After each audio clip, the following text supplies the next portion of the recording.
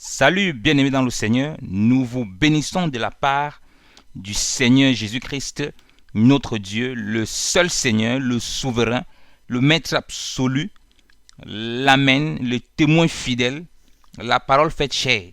Et nous voulons encore partager sa parole et nous voulons parler de Jésus-Christ en tant que le véritable et la vie éternelle. Cela normalement ne pose aucun doute, mais on se retrouve avec des personnes qui se sont infiltrés au milieu du peuple de Dieu et qui veulent enseigner que Jésus est créé. C'est-à-dire que la vie éternelle est créée. Moi, je ne sais pas comment quelqu'un peut être la vie et qu'il soit créé. C'est juste pas possible. Et il y a aussi des chrétiens qui sont mal affermis, parfois aussi. Et quand ils lisent certains passages de la Bible, ça les trouble. Voilà pourquoi nous allons utiliser le passage qui est utilisé parfois par les témoins de Jéhovah, dans Jean 17, 3, qui est aussi utilisé par beaucoup de personnes qui ne comprennent pas l'écriture. La Bible est un livre spirituel. L'écriture est spirituelle, bien aimé dans le Seigneur. Jésus dit dans Jean 6, verset 63 à ses disciples que les paroles que moi je vous dis sont esprit et vie. La chair ne sert de rien, ne profite de rien. Il dit la chair, c'est les cinq sens, l'intellect. Vous pouvez avoir une connaissance livresque, plein de choses sur la lecture de la Bible, mais vous ne connaissez pas du tout qui est Jésus, le Christ, le Fils de Dieu. Vous parlez d'un Fils de Dieu que vous ne maîtrisez pas, vous ne savez pas ce que ça implique. Et le but aussi, c'est de vous affermir dans les voies du Seigneur. Et nous allons nous servir de ces Jean 17, 3-là pour expliquer ce que nous disons. Parce que nous, on ne fuit pas les passages dans la Bible. Tous les passages dans la Bible ont une explication. Et l'écriture ne s'explique pas l'écriture. Et nous pouvons encore lire Néhémie 8 pour comprendre cela. Je vais lire ce passage pour que vous le compreniez très bien. Néhémie 8, versets 7 à 8. Aussi, Jésua, Bani, Sérebja, Jamin, Akub, Sabétaï, Odija, Maaseja, Kérita, Arzaja, Josabat, Anan, Pélaja et les autres Lévites faisaient comprendre la loi au peuple. Le peuple se tenant en sa place et lisait au livre de la loi de Dieu. Ils l'expliquaient et en donnaient l'intelligence, la faisant comprendre par l'écriture même. Amen. Donc, l'écriture s'explique par l'écriture. Et comme Jésus l'a dit, ses paroles sont esprit et vie. Ce n'est pas une répétition, un collecte de versets, non. Il faut que le Saint-Esprit t'ouvre l'intelligence pour saisir la parole de Dieu. Autrement, tu vas t'égarer. Autrement, tu ne peux pas connaître qui est le Christ, le Fils de Dieu. Tu auras un Jésus livresque, un Jésus intellectuel et tu seras loin de la foi. Voilà pourquoi tu vas lire des passages dans la Bible. Au lieu d'avoir la révélation de la personne de Christ, ça sera pour toi un achoppement. Dans Jean 17, 3, qui dit ceci, c'est ici la vie éternelle, qu'ils te connaissent seul vrai Dieu et celui que tu as envoyé, Jésus-Christ. Jésus est tenté de faire la prière sacerdotale, alors la prière de la fin de son ministère. Il sait que son heure est proche, il va aller à la croix. Et il fait la prière. Si on commence à lire à partir du verset 1. Jésus dit ces choses. Puis, levant ses yeux au ciel, il dit, Père, l'heure est venue, glorifie ton Fils, afin que ton Fils te glorifie, comme tu lui as donné pouvoir sur tous les hommes, afin qu'il donne la vie éternelle à tout ce que tu lui as donné. C'est ici la vie éternelle, qu'il te connaisse seul vrai Dieu et celui que tu as envoyé, savoir Jésus-Christ, dans d'autres traductions. Je lis dans la Bible David Martin. Donc, plein de personnes, qu'est-ce qu'ils font? C'est qu'ils comprennent la Bible avec le cerveau, qui ne sont pas sous l'influence de la révélation du Saint-Esprit. Ils viennent, ils bloquent sur le verset 3, il dit, ah, Jésus a prié le Père, et puis il a dit que le seul vrai Dieu, ça veut dire que Jésus n'est pas Dieu. Mais c'est complètement faux. C'est pas ce que ce verset dit. Ce n'est même pas du tout ce que ce verset est en train de dire. Ce verset-ci est en train de donner la révélation sur la personne de Christ. Ce verset-ci révèle que Jésus-Christ est Dieu de toute éternité. Ce verset révèle la révélation de la divinité du Christ, pleinement. Peut-être vous ne comprenez pas encore, mais on vous a déjà dit que l'écriture s'explique par l'écriture. On va aller tout doucement. Jésus dit au verset 1 que le Père le glorifie comme lui-même il doit glorifier le Père. Donc Jésus ici vous dit dans sa prière que lui glorifie Dieu et que Dieu doit le glorifier, lui glorifie Dieu. Comment c'est possible? Vous avez déjà vu une créature pouvoir glorifier Dieu? Une créature qui glorifie Dieu le Créateur? C'est Dieu qui glorifie les gens. Ce n'est pas une créature qui peut le glorifier. Quand vous lisez déjà la prière, vous ne comprenez même pas déjà que Jésus est en train de révéler des choses puissantes. Il dit, là est venu, glorifie ton Fils, afin que ton Fils te glorifie. Afin qu'il le glorifie. Et il dit, au verset 3, que la vie éternelle, c'est qu'ils te connaissent, seul vrai Dieu, et celui que tu as envoyé, savoir Jésus-Christ. Il prie, il met Jésus-Christ comme quelqu'un d'autre. Il ne dit pas la vie éternelle, c'est qu'ils te connaissent, seul vrai Dieu et moi. Non. Il dit et Jésus-Christ. Donc ça veut dire qu'il met Jésus-Christ dans un mystère. Il met Jésus-Christ comme quelque chose, alors qu'il avait ses disciples. Il met Jésus-Christ comme quelqu'un à connaître pour avoir la vie éternelle. Et il utilise le et, conjonction de coordination. Il n'a pas dit le plus ou bien ensuite. Donc ce n'est pas une addition. C'est une contrainte. Il faut que les deux éléments soient réunis. Or, Jésus a dit des paroles puissantes tout au long de son ministère. Il a dit que personne ne connaît le Père si ce n'est le Fils. Et personne ne connaît le Fils si ce n'est le Père. Et celui à qui le Fils voudra bien le révéler. Donc, ce passage du chapitre 3 est impossible si Jésus-Christ n'est pas Dieu manifesté dans la chair. Parce qu'il prie, il met Jésus-Christ comme quelqu'un d'autre à connaître pour avoir la vie éternelle. Or, Jésus lui-même, il a fait comprendre que celui qui le connaît le Père, puisqu'il est le seul qui le connaît. Il a fait comprendre qu'il est le seul qui a vu Dieu, que personne n'a vu Dieu, lui seul il a vu Dieu. Jean 1:18 nous dit que personne n'a jamais vu Dieu. Le Fils qui est dans le sein du Père est celui qui l'a révélé, est celui qui l'a expliqué, est celui qui l'a fait connaître. Il dit que personne n'a vu Dieu. Personne. Est-ce que lui l'a vu Dieu? Est-ce qu'on peut confirmer qu'il lui a vu Dieu? Oui. Dans Jean 6, dans Jean 5, autant pour moi, Jésus va dire quelque chose de très fort. Si nous lisons l'écriture, bien-aimés dans le Seigneur. Si nous lisons l'écriture. Jean 5, au verset 19. Mais Jésus répondit et leur dit, en vérité, je vous dis que le Fils ne peut rien faire de soi-même, sinon qu'il ne le voit faire au Père, car quelque chose que le Père fasse, le Fils aussi fait de même. Amen. Jésus vient révéler qu'il fait tout ce que Dieu peut faire. Il n'y a rien que Dieu peut faire qu'il ne peut pas faire. Il dit bien tout ce que Dieu peut faire. Il vient révéler son omnipotence. Il dit qu'il voit. Il a vu le Père où? Or, il n'y a que Dieu qui peut voir Dieu, puisqu'il a expliqué à ses disciples, comme Jean, par le Saint-Esprit, nous donne la révélation dans Jean 1:18. Nous écrit dans Jean 1:18 que personne n'a jamais vu Dieu, que c'est lui et c'est Jésus qui a expliqué ça. Et comment lui voit Dieu? La seule possibilité, c'est qu'il soit Dieu dans le corps, Dieu dans un corps, pour pouvoir voir lui-même Dieu. Alléluia. Donc Jésus révèle ici dans Jean 17:3 qu'en réalité, il faut connaître qui est Jésus-Christ pour avoir la révélation de Dieu. Celui qui connaît le Fils connaît aussi le Père. Celui qui ne connaît pas le Fils ne connaît pas non plus le Père. Ah oui, parce que Jésus-Christ est Dieu manifesté en chair. Nous allons tout doucement et puis nous allons entrer en profondeur pour expliquer ça. Donc c'est capital à comprendre. Pourquoi? Jésus dit dans Jean 6, lisons Jean 6, verset 46 à 47. Non point qu'aucun n'ait vu le Père, sinon celui qui est de Dieu, celui-là a vu le Père. En vérité, je vous dis, qui croit en moi a la vie éternelle. Vous voyez bien aimé, il dit que sinon que celui qui vient de Dieu. Or nous savons que Jésus va dire dans Jean 16, à partir de verset 28, qu'il est issu du Père. Il dit que celui qui est issu de Dieu, celui qui vient de Dieu, celui qui sort de Dieu, celui-là a vu Dieu. Il n'y a que Dieu pour voir Dieu. Vous allez faire comment pour voir Dieu? Oh, Dieu est invisible. Il sort de ce qui est invisible. Il sort de Dieu. La plénitude de la divinité a tabernaclé dans un corps, a marché sur la terre. Et il dit que lui voit Dieu. Il voit Dieu dans sa divinité. Donc Jésus parle de sa divinité. Et il dit que en vérité, celui qui croit en lui a la vie éternelle. Ça c'est fort. Et dans Jean 17:3, il dit que la vie éternelle c'est la connaissance du Père, du vrai Dieu et de Jésus-Christ. Or, il a déjà dit lui-même Jésus-Christ que celui qui croit en lui a la vie éternelle. Donc, si tu crois en Jésus, donc si tu connais Jésus, tu connais automatiquement le Père qui va avec. C'est automatique. Voilà pourquoi dans Jean 17:3, il a mis le « et » qui est une conjonction de coordination. En informatique, on appelle ça l'algèbre booléenne, la logique. C'est comme une logique binaire. Le « et » ce n'est pas l'addition, ce n'est pas le « ou ».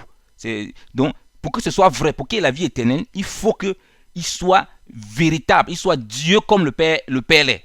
Autrement, on ne peut pas avoir la vie éternelle. Voilà pourquoi il va dire que celui qui le connaît,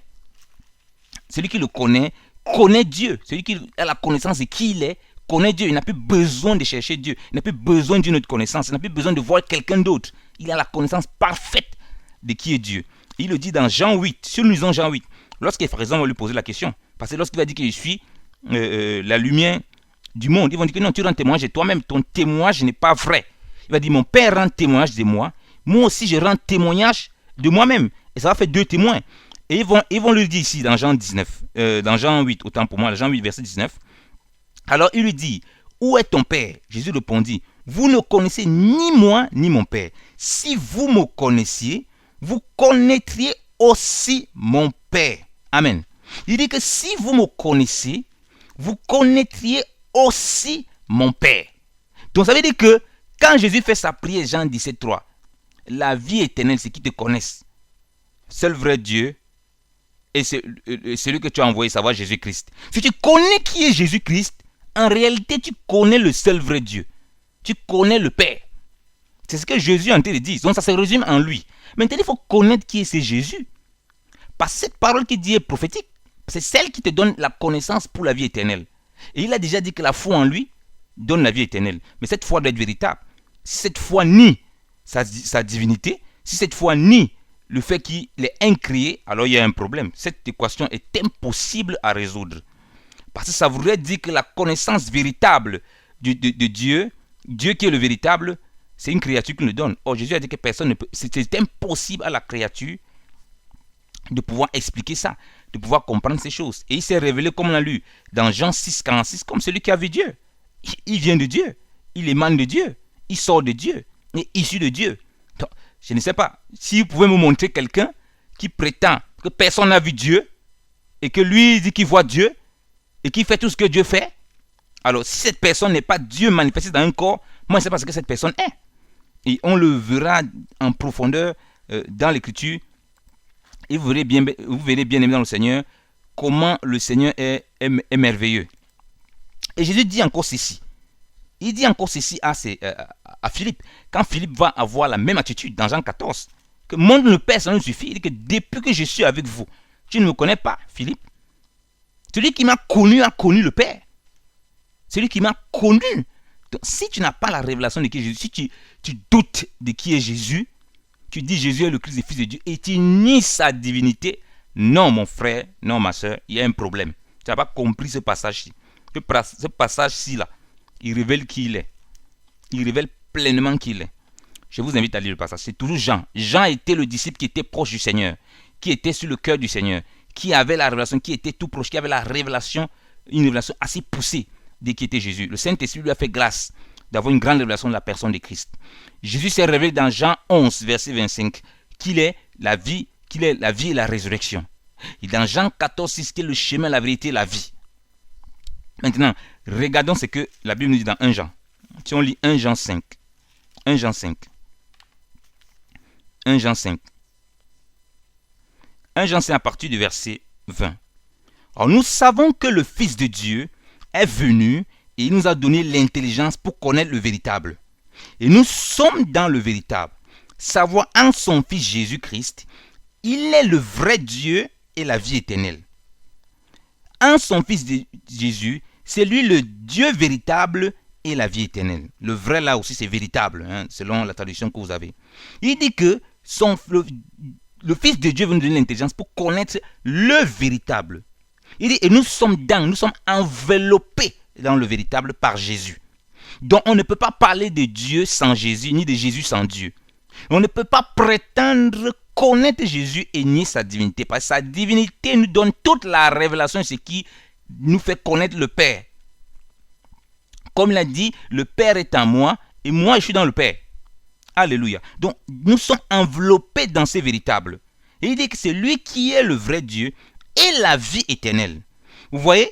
Or, nous avons lu dans Jean 17, verset 3, que Jésus a dit, c'est ici la vie éternelle, qu'ils te connaissent, et Jésus-Christ. Donc, dans l'enveloppe, là où Jésus-Christ est le Dieu véritable, la vie éternelle, on a pleinement la révélation du Père. On a pleinement la connaissance de Dieu et la vie éternelle. Les portes des cieux s'ouvrent directement. Peut-être ce n'est pas clair. Vous vous dites que c'est qui le véritable. On va déterminer l'identité de ces véritables-là. Déterminons qui est ce véritable. Lisons Apocalypse. Apocalypse, merci Saint-Esprit. Le Seigneur va nous faire du bien. Apocalypse 3. À partir du verset 7. Jésus va s'adresser dans Apocalypse, les premiers chapitres d'Apocalypse, à partir d'Apocalypse 2 jusqu'à Apocalypse 3, aux 7 églises. Et à chaque début de cette église, il révèle sa divinité. À chaque église de façon plus ou moins claire. Mais à l'église de Laodicée, il va dire quelque chose de terrible. Pas à l'église de Laodicée, autant pour moi. À l'église de Philadelphie, lisons l'écriture bien-aimée. Apocalypse 3, verset 7. Écrit aussi à l'ange de l'église de Philadelphie. Le saint est le véritable qui a la clé de David et qui ouvre et nul ne peut faire, et nul ne ferme, qui ferme et nul n'ouvre, dit ces choses. Amen. Il dit le saint, le véritable. Voici ce que dit le saint, le véritable. Alléluia. Jésus se révèle à l'église de Philadelphie comme le véritable. Et si vous lisez, comme on a lu Jean 5, verset 20, il dit le Fils de Dieu nous a donné l'intelligence pour connaître le véritable. Et nous sommes dans le véritable. Et là, Jean ne parlait pas sous l'influence du Saint-Esprit. Et dans Apocalypse, c'est Jésus lui-même qui se révèle à cette église. Que je suis le saint et le véritable. Il n'y a pas de véritable. Il dit que lui ferme une porte, personne ne peut ouvrir. Personne ne peut ouvrir cette porte-là. Vous avez vu, vous connaissez. Dites-moi, il y a quel homme qui peut ouvrir, qui dit qu'il ouvre une porte, personne ne peut ouvrir si ce n'est Dieu. Comment on peut nier la divinité du Christ? Comment les gens de cette trois-là, les gens ne saisissent pas que quand Jésus met Dieu et il met et Jésus-Christ, quand il dit connaître la vie éternelle, c'est connaître Dieu, le vrai Dieu et Jésus-Christ, c'est qu'il révèle la personne de Jésus-Christ, c'est qu'il veut qu'on ait la révélation de la personne de Jésus-Christ pour avoir la vie éternelle. Et là, il dit qu'il ouvre. Personne ne peut fermer. Personne. Il ferme, personne ne peut ouvrir. Personne. Il n'y a aucun homme. Vous vous rendez compte? Et vous niez sa divinité. Et à l'église de Philadelphie, pourquoi? L'église de Philadelphie est une église qui a gardé la parole du Seigneur. Vous voyez, Jésus a dit dans Jean 14 que si quelqu'un garde ses commandements, il se fera connaître à lui.